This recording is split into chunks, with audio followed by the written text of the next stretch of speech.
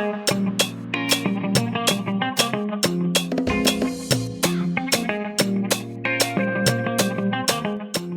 to Offshoot, the Fident Capital podcast with host Kevin Choquette. Offshoot is a curiosity-driven conversation that features a wide range of real estate and business professionals.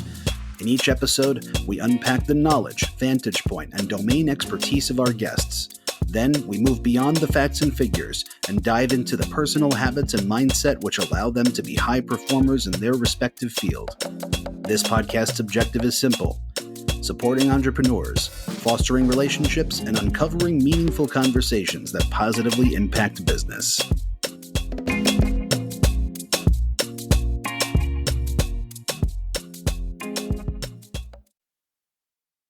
Welcome, everyone, to episode 24 of Offshoot. My guest today is Jason Luker, a principal and founder of Cardinal Group, which is a vertically integrated institutional asset manager and developer focused on student housing. From a 2006 start at zero, Jason and his three partners have absolutely crushed. They have 2,000 employees, 100,000 beds, and $2 billion of gross asset value under management. With a P.O. box as an office and just 4 founders, to scale this large in 15 years is incredible. This is a unicorn in real estate operating companies. Jason's really open here and provides a ton of dimension around the challenges of growing the company, institutional capital, entrepreneurship, and strategy. This one's a bit like hopping in the back of an F-14 with an ace pilot, only to have him explain the instruments, the different maneuvers, and some of his past flights. Jason's career and the life he's on, really impressive, and I think you'll enjoy the unique perspective he offers. Listen in as we cover topics that include why listening to your dad's advice for a career path isn't always a bad idea, how capital markets are starting to thaw, and the fact that real estate is beginning to trade more freely now, how having kids changed his view of the world and his business, how Jason started with almost nothing, yet successfully pitched an equity group to support them on a $30 million acquisition, and how conviction that they would be successful or die trying influenced that capital raise. How Cardinal Group's organized and how they think about the sharing of internal resources and profitability within each of their operating companies. Why being the employer of choice has been a coup for Cardinal Group, and why they invest heavily in operational improvements in HR, with a focus on recruitment, training, and retention. How they think about culture, providing the opportunity to grow into any role within the organization as a competitive advantage. The nature of their capital inflows from internal funds to programmatic LP vehicles, and how each of them are structured. How the pullback in office investing is pushing capital allocators into alternatives within the real estate sector, like student housing, data centers, B2R, and outdoor storage. How they get called weekly by groups wanting to acquire their platform. How large allocators of LP capital, think about or prefer investing in sector-specific platforms versus investing into commingled, closed-end funds, as well as how those investors would like to put GP capital into those platforms in order to own part of the sponsorship. How gaining scale brings more, better, and cheaper capital to the table.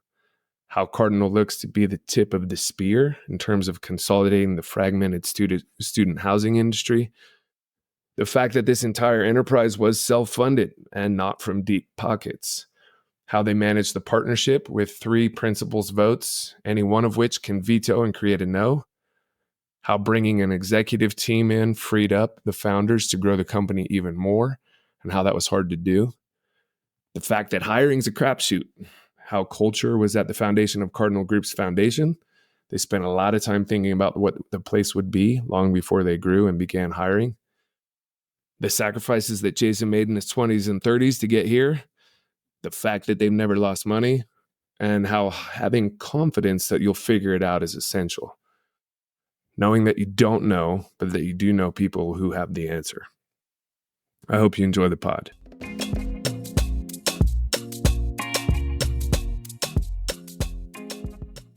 Jason, welcome to the podcast. Thanks, man. Happy to be here. Yeah, I'm super looking forward to chatting with you. We've known each other for a long time, and you're one of the few that's been on this self-created rocket ship. So look forward to getting into it with you. Yeah, I think we met, 2005. It's been coming up on 20 years now. That's just crazy to think about. Yeah. Yeah. Times like that.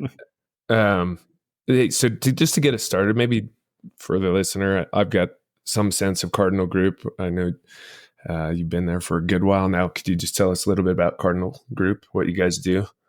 Yeah, so we're an owner operator of real estate, and more specifically, kind of our niche is really student housing, off-campus student housing. So it's an asset class that's become a lot more institutional in the last decade or so.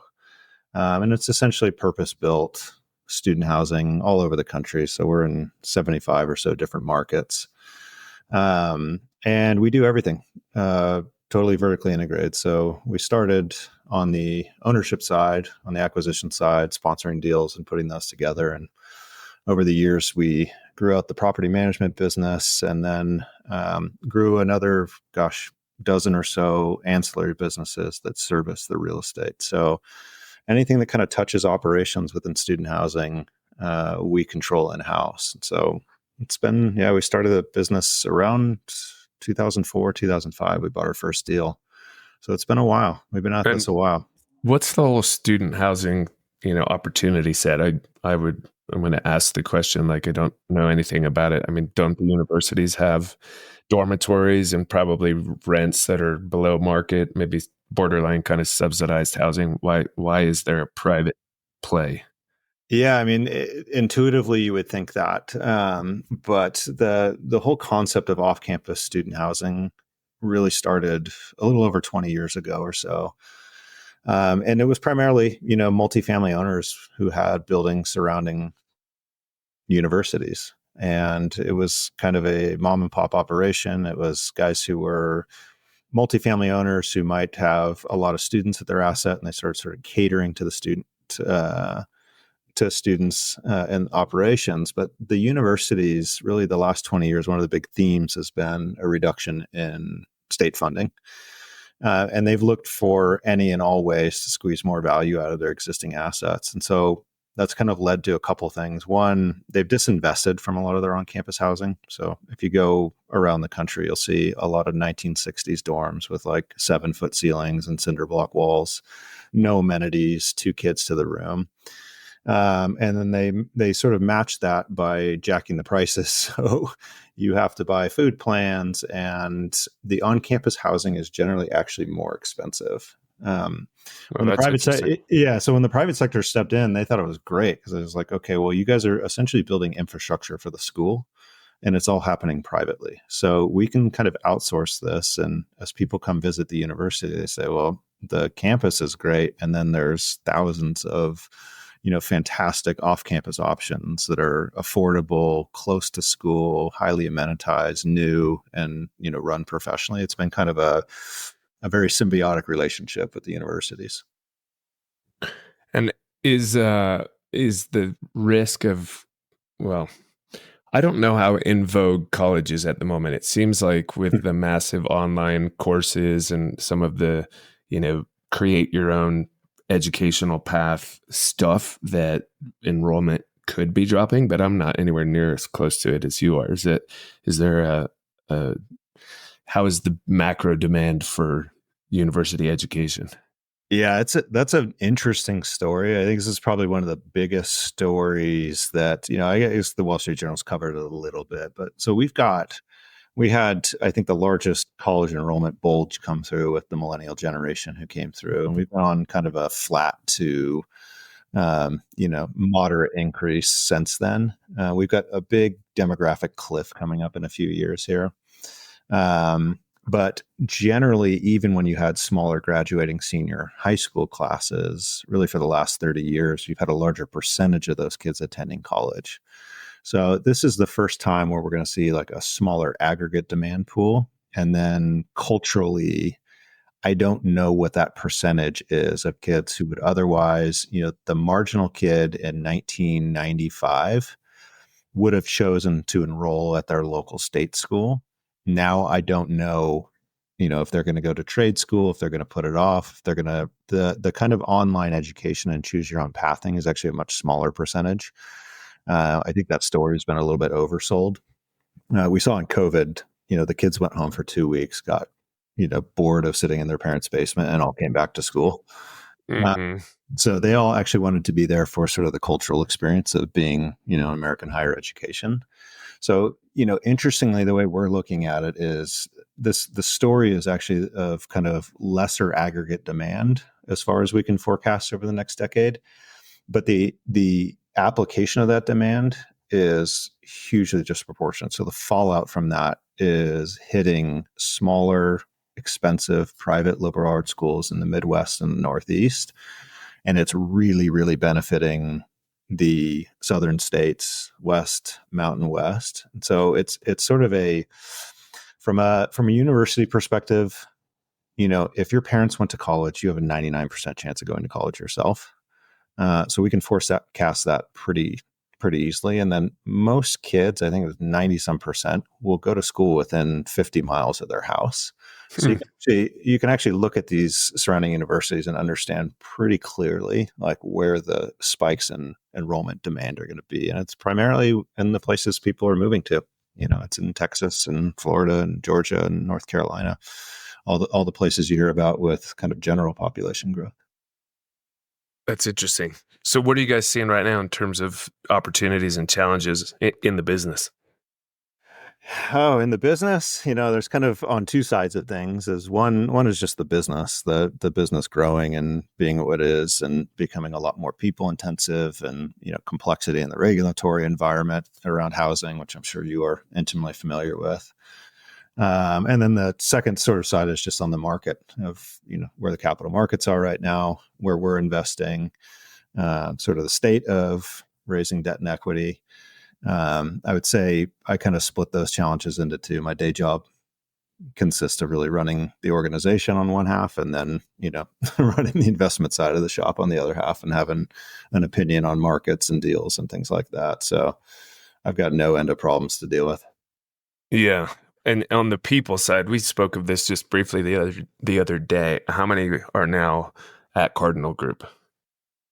So we have a little over 2,000 people, and about 1,600-ish or so of them are the on-site direct operations team. And then the rest work on the corporate side. And that's everything from, our investment management team, which is, only 20 people or so.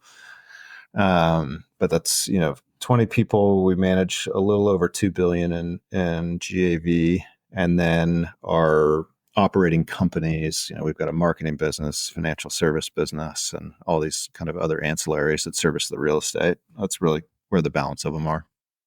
And you had on your website, which I love, this comment of, we started with 4 people and a PO box, and it may have been 15 years, but even over 15 years in the real estate space, the trajectory of 4 guys to 2,000 is exceptional. I don't know that you guys have any peers that have grown at that kind of a pace. What's that experience, and how's that been?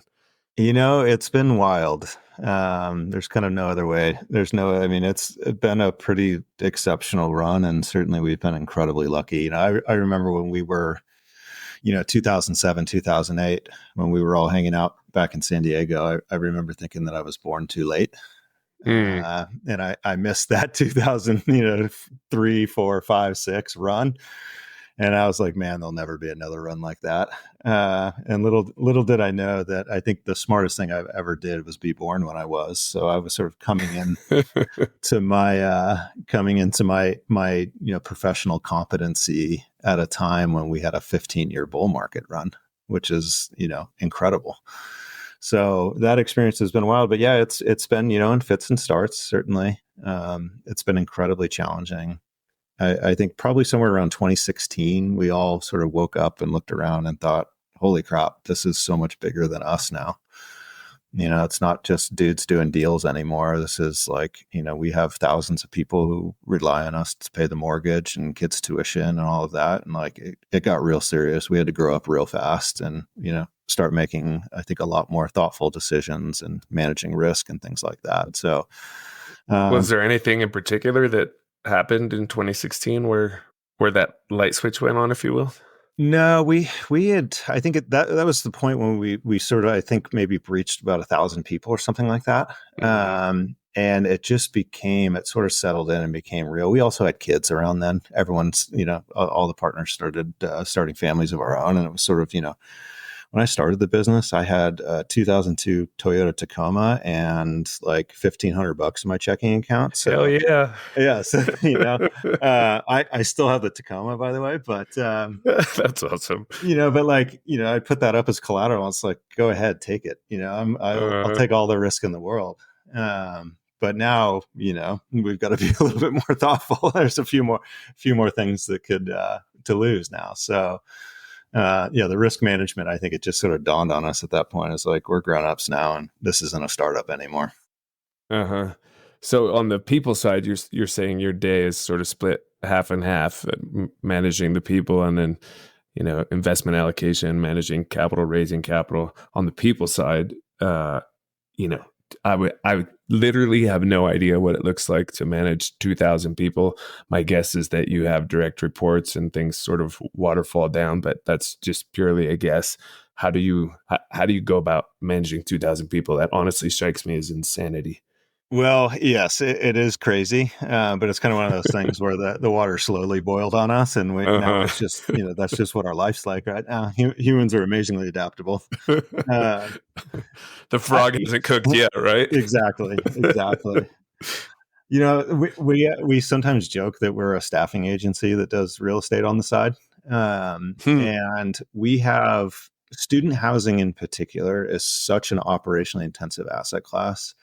It's got a lot more in common with hospitality than it does with conventional multifamily. So we spend just an ungodly amount of money on our HR platform, which included bringing in a head of HR who was a head of HR at a Fortune 400 company, and building out a training, recruiting, retention platform that's all sort of centered around the culture. And we looked at it and said, it's really difficult to create any type of separation as an operator of real estate. And one of the ways we can do it is if we're the employer of choice. So if you think about our asset class, if you're Greystar and you own, 10,000 units in the Bay Area, you sort of have a deep, deep pool of operators who could run your real estate for you. If you're us, we have deals in Tuscaloosa, Alabama, and Oxford, Mississippi, and these small markets that are very difficult to recruit in. And we're competing against all the other student housing operators in that space. And so the recruiting, the training, and the retention is like enormous for our business. So if we own the equivalent, so we have about coming up a little over 100,000 beds now on the platform. If we manage the equivalent size multifamily business, I think our operations team would probably be about half as big as it is now. And the vast majority of that is around kind of HR training and recruiting. So that is a huge, huge part of the business. So people who tend to succeed well in student housing are people who can manage others really well. That being said, I would not say that's a very strong point of mine, to be honest. I was sort of a consulting finance guy. And that was really like what animated me about the business. And I've sort of had to learn this side of it. When I think about hospitality and your comment that, it's operationally intensive, the best operators I've seen are really clear on process and procedure, right? Like there's a way that we do this. You're talking about recruiting and training.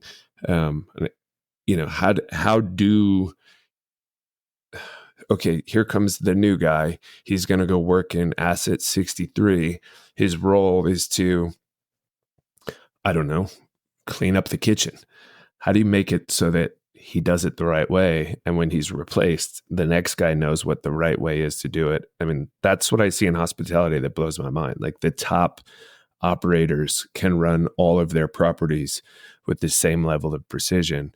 And then there's just a whole slew of people where you can see there's all kinds of stuff falling through the cracks. And it seems really, really challenging to get people to understand where they're playing and what their responsibilities are.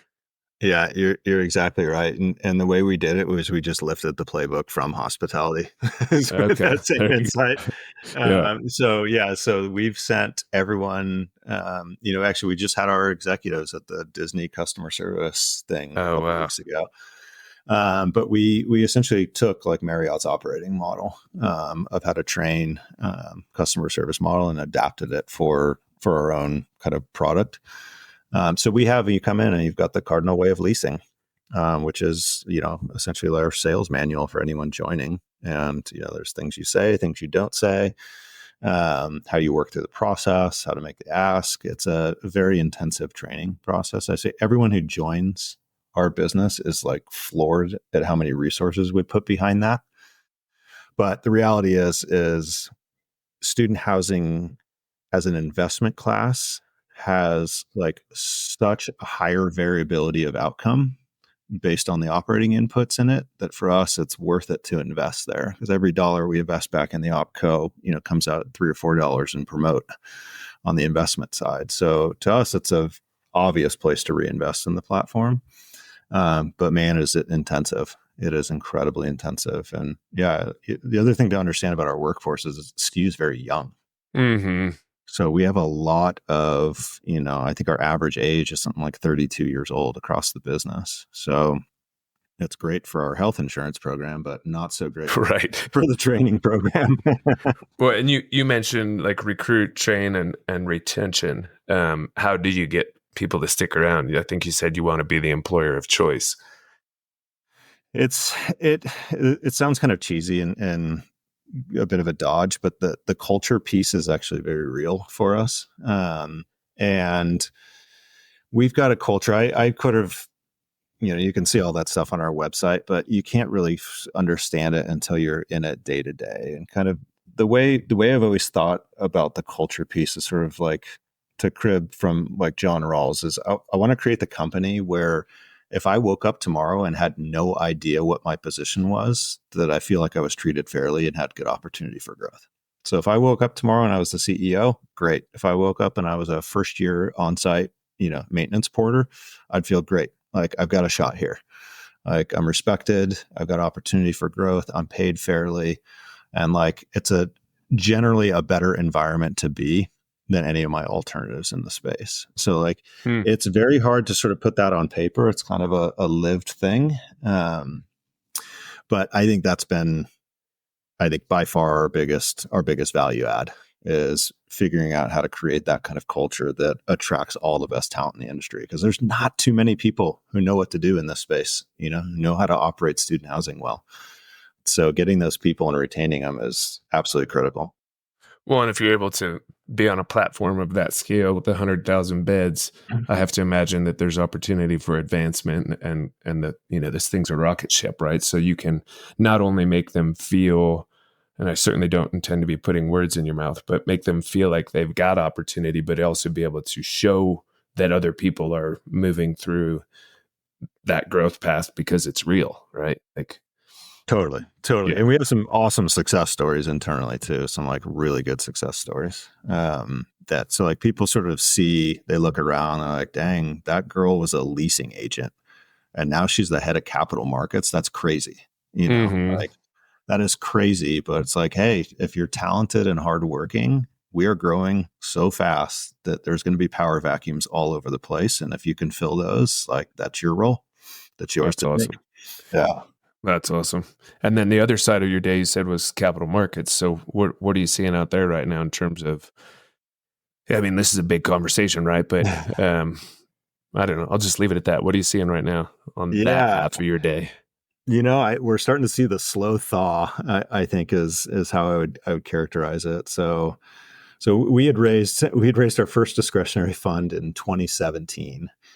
And we had a half dozen LPs in there. It was great. We placed the fund. It was doing really well. We had a great exit on it. We're top quartile in it. We were out raising fund 2, and I had my like kickoff road trip scheduled for January of 2020, and it was like, okay, well, that was not good timing. So after, and unfortunately, my wife works at Stanford Hospital, and so she would come home and be like, hey, this is going to be a thing. Like, like settle in. You're not going back. Mm-hmm. You're not going back to the office for a while. No roadshow. Yeah. So she's like, yeah, that's not happening. So we ended up pivoting, and we did some really awesome large programmatics with TPG that did really well. We've got a program with Blackstone. And we invested actually through those kind of programs for a while and really put the fundraise down to a side. It's like, God, it's such a difficult environment. All the LPs are locked up right now. There's no, redemption requests are through the roof. Like nobody's allocating to new funds. And so we really kind of like pivoted back to doing programmatic ventures and whatnot. And that's been the case for the last couple of years. And And they're really just offering you guys, hey, put it in this strike zone. We've got up to, I'm just making up a number, $200 million of allocation we'll put into the platform. Exactly. So we, our venture with TPG was like, hey, we want student housing value add. This is what it looks like. Here's kind of the university criteria. We like it. We put it into a bucket, and we've done 2 large programmatics with them, and that's been an awesome venture together. Do they cross all of those over one massive cash flow, or does each asset get paid out its promote and return of capital independent of the whole thing? We crossed it in 2 buckets. In 2 buckets. So, the structure worked out that was an acceptable trade-off for us. Yeah. So that's worked out really well. They've been a great partner for us, and we did a lot of damage there over a few years. I think we were probably been the largest buyer of student housing in the last 3 years. But as the markets have sort of firmed up a little bit, and we're seeing a little bit of liquidity back on the space, there seems to be a little bit more clarity in the macro environment. Rates are abating a little bit. We're starting to see capital come off the sidelines. So, the other kind of big theme that I'm seeing is office, which used to eat up like a massive portion of most of these institutional LPs allocations, is not necessarily off limits, but they're a lot more selective than they used to be. So that marginal suburban office deal is no longer getting done, and that money is getting reallocated elsewhere. And most of that money is looking at alternatives within real estate. So, I mean, real estate's an alternative on its own, which is funny, but outside of the major food groups of office, multi, industrial, we're starting to see a lot more interest in student housing, built to rent, outdoor storage, certainly digital assets and infrastructure.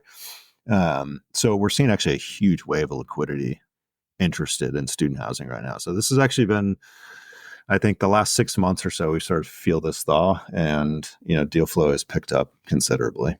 And do you guys ever get approached to take all 100,000 beds to Blackstone and make one of these massive splashes, or is it more that you're fighting the competitive wins a little bit more when you go to purchase an asset? There's more equity in the market. I get that call once a week, man. Do you? Yeah, for Wow. sure. Wow. Yeah, I mean, we built a large platform in a really weird niche space that's super operationally intensive. So, one of the other kind of big themes that I've seen in the capital markets is most of the large LPs really want platform exposure at this point. Mm-hmm. And we managed to kind of fight the gauntlet. I have 2 other partners in the business, and we've self-funded the whole thing from the start. And so we never took outside capital. It was painful, man. It was painful. It's great to be where I am right now, but if I had to do it over again, I would have sold some of the business to raise more money, and I probably could have moved faster. But nonetheless, like we have a small toehold partner, Whitman Peterson, which is a private equity group out of LA. They own Graystar and a couple other big names. Awesome guys, super smart. And we sold them a small sliver of the business to essentially open the relationship up, and they invest GP and LP capital with us, and they've been fantastic. But we're sort of, one of 2 or 3 of the large kind of privately owned ones. So it's Graystar and Blackstone are kind of the 2 behemoths in the space. And then there's a few smaller privates after that. So there's a mad rush for consolidation right now. The industry sort of understands that we don't need 25 operators in the space, and that 12 would be just fine. So I think you'll see a lot more consolidation in student housing. And when you say that LPs want that platform exposure right now, I think I know what you mean, but can you explain it however seems fit to you? Yeah. Yeah. So like, the traditional model of, if you're a XYZ pension fund, you're, sponsors coming around with their book and you're coming into a commingled pool and you have no discretion over how that money's spent. You're just investing in the theme and the sponsor. And that model worked well for a long time. But, I would say returns were not amazing for a lot of those LPs. And they're looking at it and saying, well, we've developed a lot of expertise in real estate and we want to, one, control our deal flow and two, cut our fee exposure. And so if we can invest in the GP ourselves and coming in a preferential position, we'll have more control over the execution. We'll have a lot more control over the discretion. And in the long run, it'll end up being cheaper for us. So we'll buy into the platform and we'll own a piece of the economics of the sponsor. And as our LP money gets out, we're essentially charging ourselves fees, which, reduces our cost. So that's been a model that's a great idea. I think it's been very difficult to execute. A few have done it really well. But that's been a big theme is a lot of these institutional LPs want platform exposure. Well, but here's where you guys have done something I think that's really remarkable, and especially with the commentary of the 2002 Tacoma pickup. It's really hard to be large enough to have enough sort of wherewithal and credibility and mass for an institution, let's just say CalPERS, to go, oh, hey, let's back this acquisition management and development company, because even if, God forbid, Jason or one of his three partners has an adverse outcome, there's something here. If you talk to, I've never seen the stats on this, but the percentage of real estate companies that are larger than 15 people is probably sub 3%. Right. And then you guys have gotten 2000. So that's cool because what you probably have done is made a market for yourselves, right? Like you're competing against a handful of other large scale operators. And now the institutions want to execute a different strategy other than that commingled fund. Yeah. So this is actually one of the appeals of bringing Whitman Peterson in. And these are guys, Bob and Wes Whitman, who are fantastic human beings, have been friends of ours for a few years before we ended up doing a deal. But one of the things, and these guys have, Bob, the senior partner there, he built like Wyndham, and the guy's just an absolute legend. He was the CFO at Trammell Crow for years and years. He just has an absolute like storied resume in real estate. But one of the things he told us, which, we see now, is that like when you start doing this, like you can go out and do a handful of deals. And if you have good outcomes and you hit big promotes, like you can do really well. And a lot of guys just look at that and be like, well, we did really well on our deals and that's great. And I'm making a lot of money. Why would I sort of reinvest in the enterprise value of the business? Mm-hmm. And the Whitman Peterson guys have been with Bob Faith since the start, really. And that was, I think, one of their key insights is like, Bob Faith started with like, 900 units in some like junky Houston property management company. But his vision there was to actually grow what he has today. And they looked at it and said, God, you can create so much value at the real estate, but you can create an equal amount of value on the opco side. And like, sorry, I'm going to have to confess my ignorance. Bob Faith is who? Graystar. That's Graystar. Wow. I didn't know it was Graystar. Okay. Yeah. Yeah. He's done all right. Yeah. He's done all right, man. The guy's done okay. And so their encouragement was to maybe not look at just promotes, but move into the direction of, go ahead, I interrupted. Yeah, that's exactly right. It's like, if you can, because nobody's sort of willing to do this in real estate, is to actually build out enterprise value. But that enterprise value, like you said, at a certain point becomes its own momentum and its own center of gravity. And that attracts more, better, and cheaper capital and your deal flow increases, and you find, and this has been true for us, and this is why we have so many of these subsidiary businesses, is if you just get big enough, the nooks and crannies of the business start to become really interesting. So, we have a risk platform where we are our own insurance company. So, we self-insure health benefits, workers' comp. We provide renters insurance for all of our students. We have a couple of other like guarantor products on there, but like that insurance business that we own is bigger than I ever thought the entire business would be. So it's like that as you scale, you just find these opportunities that aren't interesting at 10,000 beds, but become really interesting at 100,000. It's impressive. Do you think the future is going to see Cardinal scooped up by one of these groups, or will you guys continue to say, "Hey, we're the platform, we're the foreowners, and we're riding this machine, taking care of our team, and doing these, sort of serial platform investments or whatever it is, and just keep riding that?" Or do you think somebody's going to come along and throw a number that's just too big?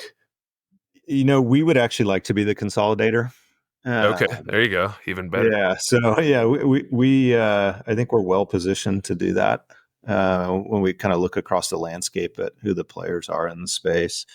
The other kind of interesting thing about student housing is we're all like unusually close as competitors of ours, because we all kind of came up and learned the business at the same time in the same way. So we have it's a everyone who comes from the outside and kind of surveys the landscape is shocked at how friendly the environment is. But one of the other problems is, every founder is like 40 something years old and makes a lot of money and doesn't really have an incentive to sell. So there will certainly be consolidation as there's more pressure from capital to operate more efficiently. But we would prefer to be the consolidator. Yeah. We've, I've got plenty of energy, long run left here. So how old are your kids? You said 2016, so like 8. What do you have? Yeah, so I've got a 7 and a 5-year-old. 7 and 5. We are side by side on that. It's a good time. It's a good thing you have a lot of energy. I had way more energy and way more dark hair before the kids, but I'm still all right. Right. I feel kind of good about the gray hair showing up. It's like you've done something with your life. I finally have that distinguished look I always wanted. Yes. Right. So how did you get here? I mean, I met you. You were an analyst for a real estate group down in San Diego. I think you just come out of USD. Like, how the heck do you go from that into this absolute odyssey? Yeah, that's a good question. So I I actually never studied real estate or finance. I was an English major for undergrad. That being said, I grew up and I'm like the only CPA in my immediate family, non-CPA in my immediate family. So none of it was, unusual to me. But so I entered college in 1998. And when I went into school, I thought my career prospects, I was in the Bay Area too. So I thought my career prospects were like unbelievable. And I graduated in 2002 and like I couldn't get a job waiting tables at that point. Like after the tech wreck up here, it was unbelievable. And so I actually sat down with my dad. I said, "Hey, of all your richest friends, what jobs do they have?" And he's like, "Well, there's insurance and there's real estate." And I was like, "I can't sell insurance, man. That's not my thing." So I was like, "Real estate it is." So I went around knocking around looking for any real estate job I can find. I moved down to San Diego just because I'd never left the Bay Area, and ended up catching on actually with the city of San Diego, and then caught on with went to work for the London Group down there in San Diego, which was an amazing job, an awesome job. And our mutual friend Nate Mater was probably the best boss I ever had. But around that time, I was always kind of restless. My parents are entrepreneurs. Most people in my family were, and I always knew that, I wanted to do something on our own. So I pooled with a few friends and we went and started flipping houses. I didn't know you did that. Yeah. So that was, I think I bought my first house in, I think, 2004, which was like amazing timing. Yeah, And right. we did that. And we sort of slowly hit on the idea that, like, hey, all these kids at these big like state schools are like moving out of their parents' like palatial suburban houses into these crappy like dorm rooms or junky off campus. Like, certainly there's enough price elasticity that if you delivered a really nice off campus product, the kids would pay for it. So we sort of hit on that thesis, and then we started investing in small, duplexes, threeplexes, like small 20 unit apartment deals at like Miami of Ohio and Madison, Wisconsin, and these schools. And it kind of, the thesis played out. It worked.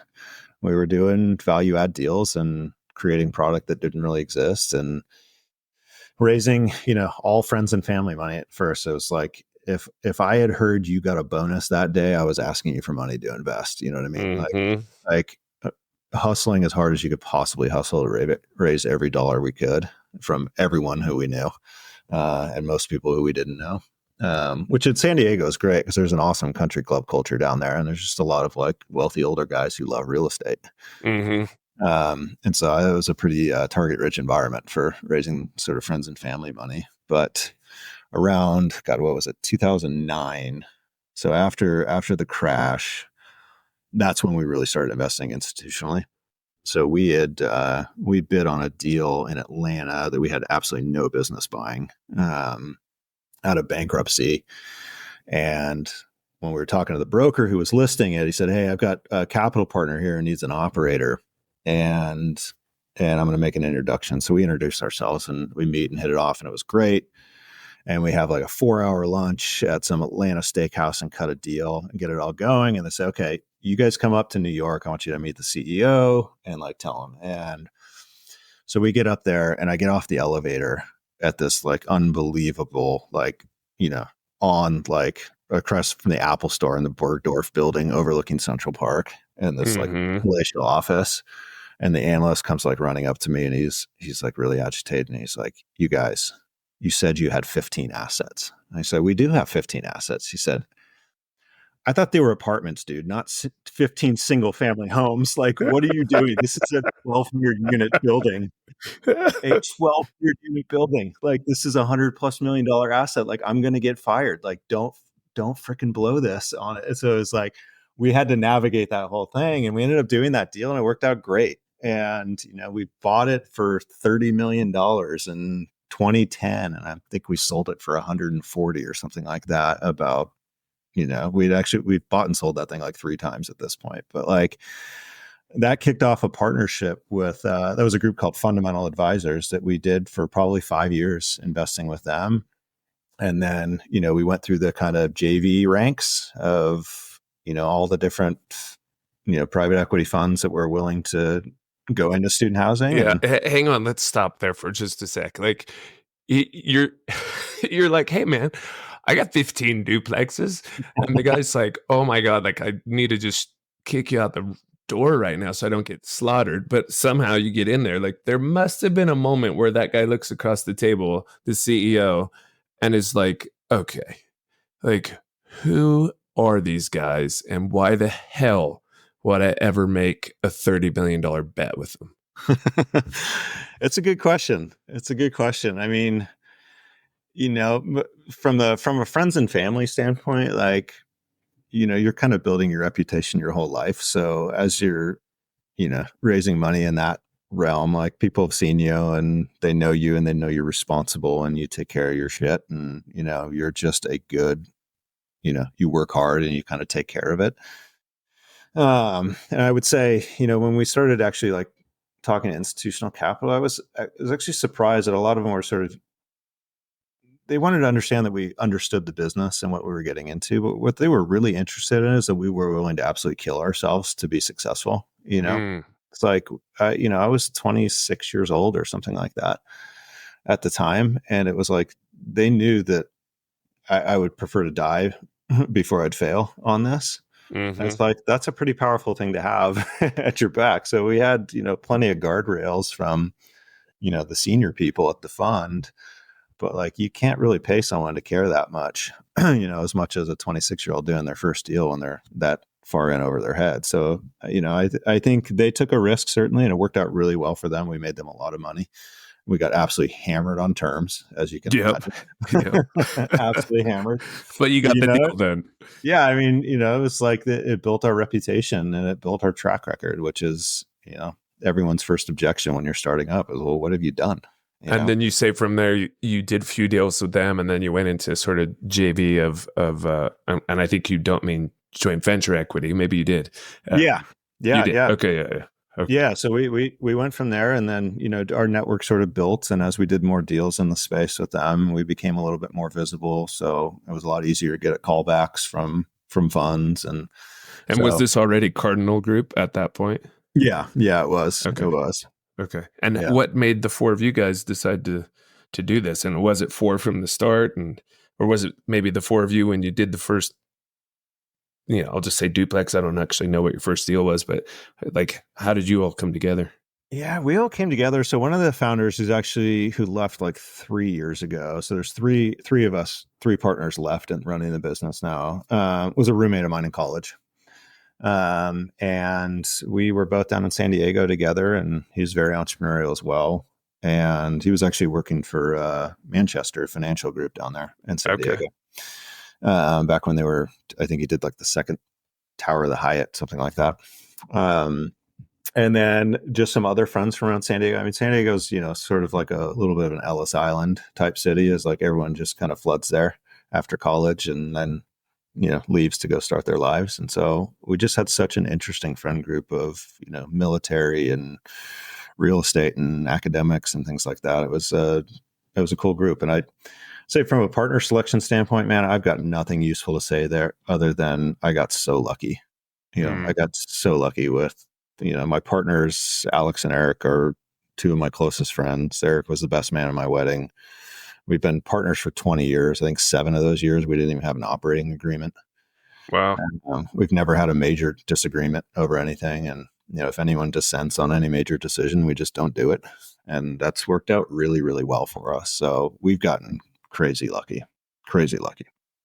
How often do you dissent? I mean, not you, but one of you say, hey, I don't want to do it. And that's pretty remarkable that any no vote is a no. Yeah, we're pretty, I think, practical. And none of us are ideologues. And so like good, sound logic, reason generally wins the day. Mm-hmm. So it's not too often that we end up, at odds over something. Not too often at all, actually. Yeah. It's been a phenomenal partnership. Yeah. So all of these separate business units, I'm changing gears a little bit on you, but how do you guys run that? Is each its own profit and loss, and they have responsibility to maintain profitability, or are some of them loss leaders that support the mothership? You've got development, you've got consulting, you've got just, I think, the asset management ownership side of the stabilized assets. You've got a real estate services group. How do you guys think about all those just different entities? Do they have their own P&L responsibilities, and are there managers or executives for each business group? How do you guys do all that? Yeah. So the way we structure it is like I sort of think about the business and from, we have our holdco, which just the three of us own. And then underneath holdco, I kind of split the business into two major chunks. One is opco and one is investco. So the opco is where really all of the operating businesses sit, and the investco is that's just the capital management business. And so within that, every single subsidiary has to stand on its own 2 feet. That being said, we will accept lower margins at certain subsidiaries to feed other value creation stories throughout the business. So, if you think about property management, for instance, that's kind of the engine that runs the whole organization. And so, I think of that as kind of the $1.50 hot dogs. Is you come in and we manage your asset, and when we manage your asset, we can introduce you to a whole other suite of products. So, that kind of fall under our universe. So We have a full marketing agency that does nothing but real estate, marketing, digital design, all of that. And so like that integration, if you're coming onto our platform, the integration between all of these services that you otherwise might have cobbled together with a bunch of different third parties, it's so much smoother coming in our operating platform. So that's when you guys are properly managing third party, owned assets. Exactly. Yeah. And you're referencing Costco, the $1.50 hot dog, right? Yeah, I would bring you in, and then you walk out with a $600 TV, man. Like, right. Yeah. Got the marketing services going, got the real estate services going. Exactly. Okay. So, That's cool. we sort of didn't invent the small, but we have division heads for every one of those who are responsible for their own P&L. And then the way we kind of structure it is all of the direct operations kind of go to that individual P&L. And then we have a large shared services group, which is all of the back office functions that are actually just spread out across. So we centralize all of that. So think HR, IT, legal, compliance, accounting and finance, all of that stuff is its own kind of back office bundle. And then everyone gets an allocated charge for tapping. Okay. Tapping. That's smart. Yeah. So it's a little bit more efficient to run it that way. It's, it allows us to kind of aggregate talent in there so that they can sort of service the subsidiaries better. You basically have a consulting company that's consulting all of your different holdco or opco, whatever you call these division heads entities, right? Yeah. And that's the other kind of benefit of scale is it just allows you to, you could just get much higher quality people who are interested in working at a company of scale. Because you can afford them. Exactly. Yeah. Okay. And then on the Investco side, what's over there? The Investco side is just like a very traditional private equity structure. And so that's just where the acquisition of asset management business sits. So we think about that a little bit differently in the sense that they're doing like a very, very highly specialized function. And, it's 20, I think 2 people now. And that's kind of a self-contained business on its own. And we think about that business just a little bit different because it's managing our own capital and, which we have our own specific needs and desires of how we want our assets to be run. And our clients on the third party side have their own programs. So we separate that out. So we have our own sort of dedicated investment asset management, but they sit right next to our operating team. So the information share and flow between what happens on site and how that gets interpreted and how the investment team reacts to that is pretty seamless.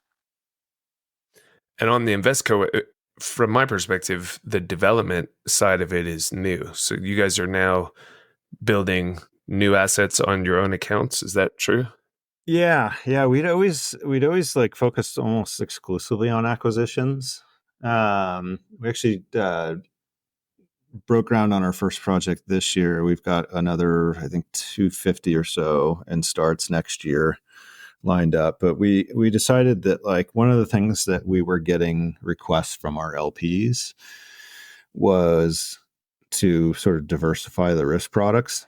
So a lot of them like student housing, but don't necessarily like value add student housing. They want core plus student housing or they want development. And so having that capability was important. So we brought in a team a few years ago, probably about 2 years or so ago, and started building that platform out.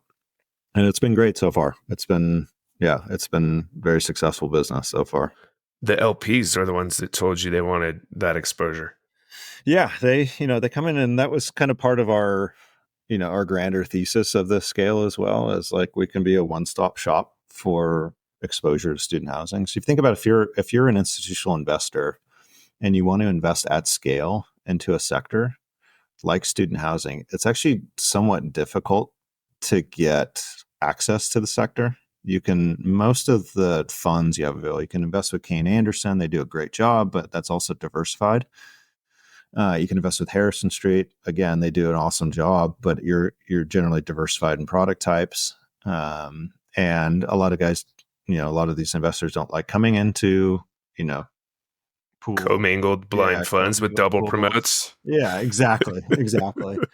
Like, so if you want to actually kind of like invest direct, you have to have a sponsor because nobody, you can't just hire a third party manager as a capital partner without, it's very difficult to do. And there's a lot of roadkill over the years of people trying to do that in student housing. So if you need a sponsor, there's very few kind of institutionally acceptable sponsors in the space. So, creating that kind of choke point and saying, hey, you already trust us. We've already invested hundreds of millions of your dollars. And I know you want exposure to development on the student side. Like, we can accommodate that now. That was sort of the thesis.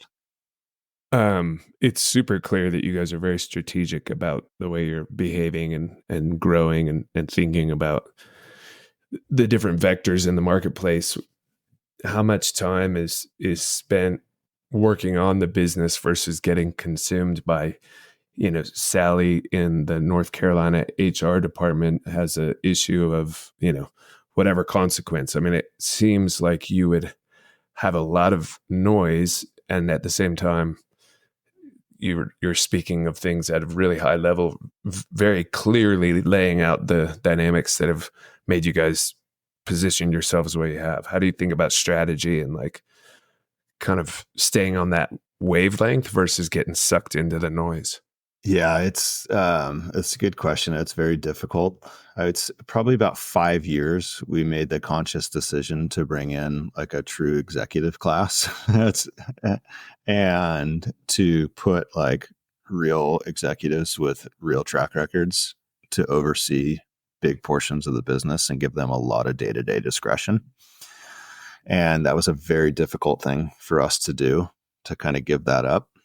But, again, speaking strategically, that the idea behind that was, one, is to get us out of the muck so we could think strategically. And two was like, we're forever on a quest to make ourselves irrelevant to the business, because that creates enterprise value. When you eliminate the key man risk, you create enterprise value. So someone can step in and it becomes much more of a financial asset than kind of a boutique, superstar run business, which I've seen a lot of those, struggle to raise outside capital, because it's like, well, what if you die? And at this point at Cardinals, if the three of us died, it would, there'd be a funeral, and then, everyone would go back to work on Monday. Mm-hmm. And not a whole lot would change, which makes me very happy. What was the hard part about deciding to bring the executives in?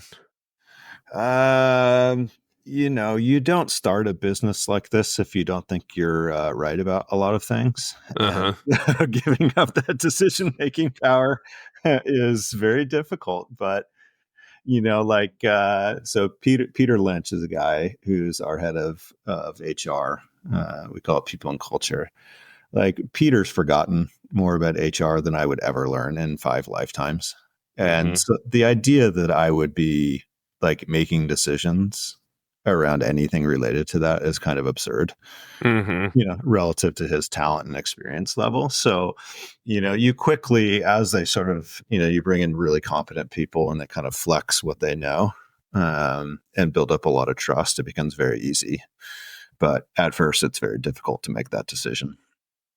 I want to go back to something else you said, which was, I'm not dodging the question, and it sounds, I don't know what your word was. I don't think it was pithy, but you were talking about culture and how like culture is the difference maker in building this team. And I was looking at your website, and you guys have 10 core values, and they honestly seem robust in terms of the underlying meaning underneath them all. And I just wondered, like, Jim Collins, core values, purpose, BHAG, or other people talk about it as like mission, vision, and core values. How do you guys, what brick in the cathedral is that kind of core value part of all of this stuff you're talking about? That was like one of the original things we did, which again was kind of funny that, we weren't even a real company with any real assets or anything. And we were spending a lot of time thinking about these things, thinking about, what are our core values as a business? How do we want to run it? And a lot of that grew out of, I had a very lucky experience. Like, I've had, almost uniformly great employment experiences before I started this business. But my other partners had some less amazing employment experiences. And a lot of it sort of grew out of like, hey, if I was in charge, like, how would I want to how would I want to treat people? How would I want to be treated if I was in the other thing? And so we actually kind of started with that and built those core values out as like, let's build the business that we want to work at. Let's build the business we want to be analysts at. And so, we really like put a lot of emphasis on that and made some decisions that weren't financially optimal, particularly early on. There's that kind of whatever that Ben Franklin, like, it's hard for an empty sack to stand upright. Like, that's very true. Like, it's a whole lot easier for me to be generous now than it was when I was 22, So like, that was a difficult decision, but again, I think it was sort of part of the long-termism that we're, that, I don't know, that just seems to be a natural thing for us to think that way. And what kind of impact do you think it's had? It's tough to quantify, but I will say it's been fun. And that's a big impact right there. I've had a lot of fun. It's been incredibly stressful, but it would have been stressful no matter what. So it might as well be stressful on your own terms. And I think we've attracted a lot of great people to the business as well that I think we otherwise wouldn't have gotten. And, that's made my life a lot richer for sure.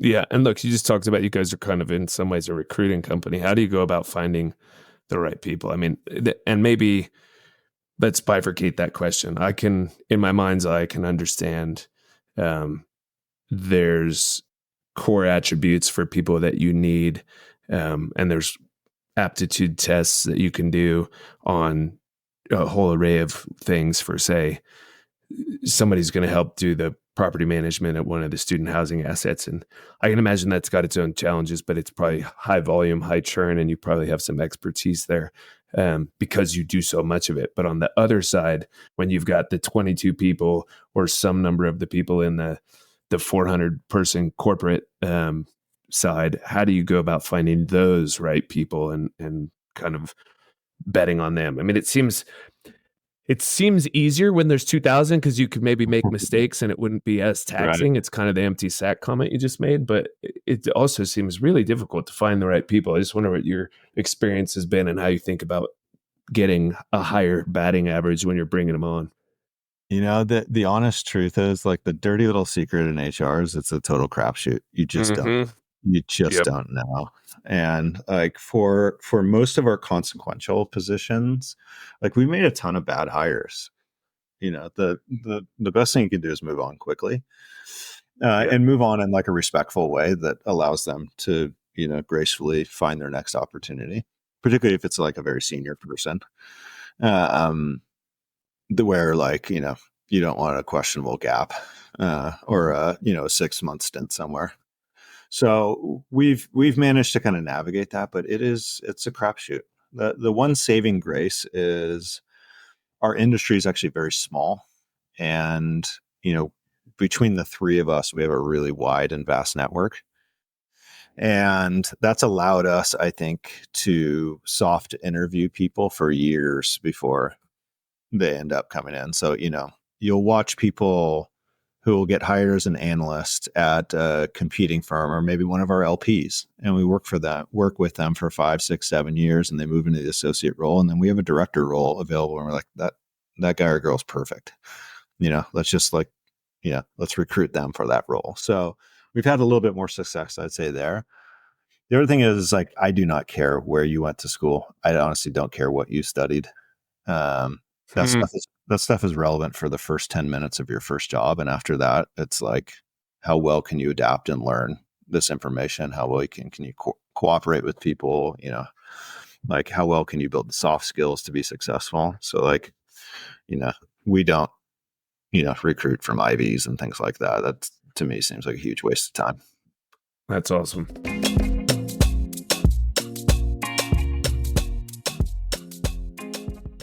Thanks for listening to part 1 of my conversation with Jason Luker. Please listen to part 2, where we move into the more personal side of the discussion around hard work, mentors, family, and work balance, and talk a little bit about the utility of money.